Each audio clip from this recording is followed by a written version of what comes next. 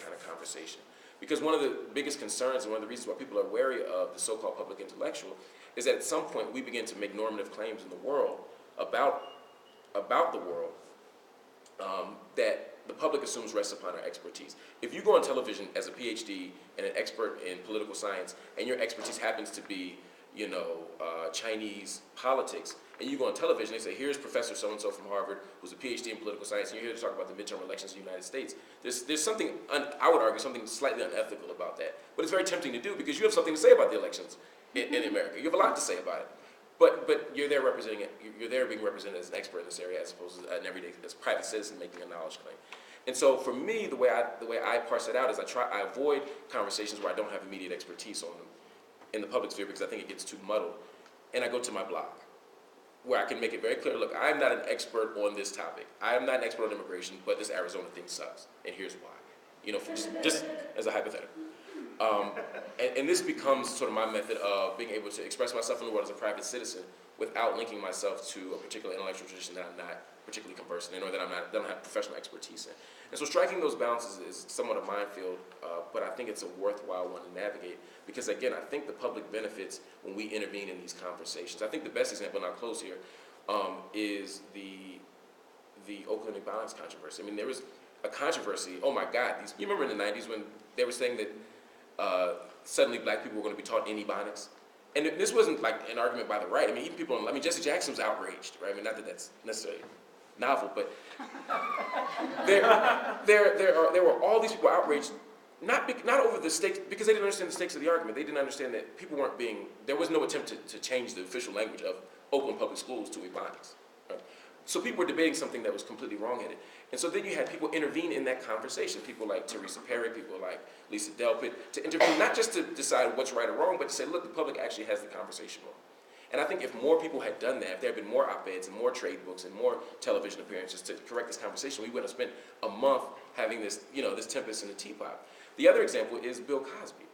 Bill Cosby goes on what I call a Blame the Poor tour for 3 years, talking about poor black people, how they need to spend more money on hooked on phonics and stop stealing pound cake, and all these sort of extravagant claims that really only excited the right. Now, as an academic, those claims weren't particularly interesting. We've had cultural poverty arguments in social science for decades now. We've had conversations in the academy about the effects of hooked on phonics. I mean, if we want to be sort of, silly about it. I mean, we've had all sorts of conversations about Bill Cosby's claims, and so there was nothing there that an academic needed to contest on empirical grounds. And we know Bill Cosby was just wrong-headed about most of these things. But his statements, in my estimation, make it much easier for the right to have certain conversations about the urban poor.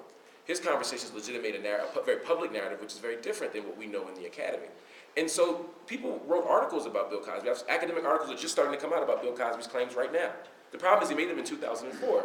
So by the time you write this 50-page article or this 300-page book and you get it refereed and you get it vetted and it comes out in the Journal of Random Thought in the year 2011, and suddenly, we've missed the entire conversation.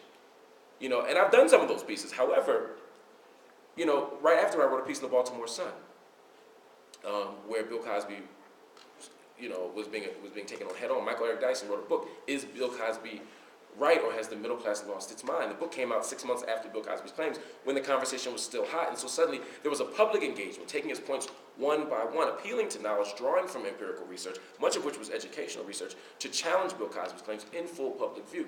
That to me those two examples to me are perfect examples of why and how we can respond to this. Now, the one caveat was the day after it came out in the Baltimore Sun, Bill Cosby called Temple University, where I was at the time, and asked if I was tenured. He happens to be on the board of trustees at Temple University. So I don't want to lead you into the slaughter without giving you some warning. There is extraordinary danger in intervening in public conversations. I was fired from Fox News, which is, that's sort of an honorific, but it was directly connected to the fact that I was friendly with Bill Ayers, directly connected to the fact that I'm on the educational left. And so if you dig through any of my stuff, Marxism, which apparently has become this dirty word in the public, or socialism, or any of the other things, which are dirty words in the public, are very common in academic writing. And if you were to sift through most educational researcher stuff, you could probably find something that the general public may find objectionable. So it's very easy to do so. But these are dangers. There's professional dangers, there's economic dangers, all these sorts of dangers that emerge when you make a choice to operate in the public sphere and not hide behind the Journal of Random Thought or some academic press or some academic conference. And so I think we should all think about that. I have one quick plug. I am the editor of a new series on Teachers College Press called Education and Translation.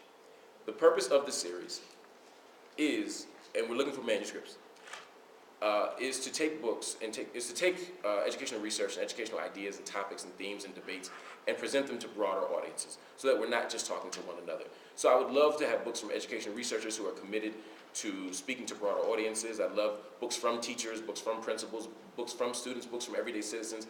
And the idea of the series is that not every book won't be talking to everybody, but that books will be talking to broader publics. So if you know someone or you're interested in producing that type of book and sort of stripping yourself of some of the academies and really trying to write a book that's a little bit more broad, a little bit more accessible, I think it's a worthwhile project. I think it's a fun project, and I think that it will make our work extend even more broadly beyond the academy. I'll stop there. Thank you.